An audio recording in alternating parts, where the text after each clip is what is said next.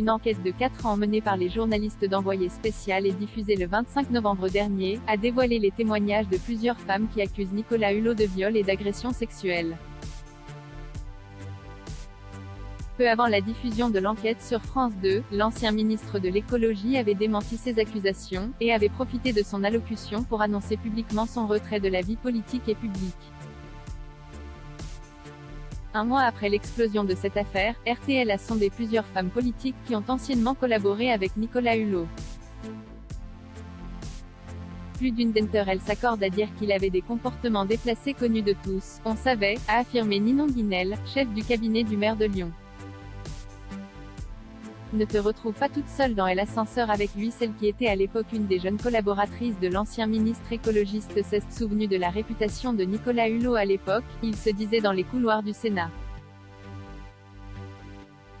Ne te retrouve pas toute seule dans l'ascenseur avec lui. C'était su, mais personne ne faisait rien, a-t-elle déclaré à RTL. Ninon Guinel a ensuite pointé du doigt Emmanuel Macron en affirmant que celui-ci était au courant des rumeurs concernant les comportements déplacés de Nicolas Hulot. Quand il a quelqu'une de sa campagne qui dit à Pauline on ne te prend pas dans l'équipe de campagne, parce que tu l'excites trop, ça veut bien dire quoi? On le savait.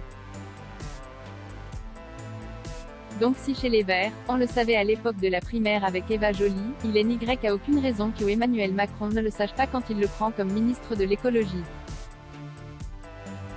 Il le savait, a-t-elle soutenu, affirmant donc que le président de la République était au courant des accusations à l'encontre de Nicolas Hulot, bien avant que celles-ci soient révélées par les médias.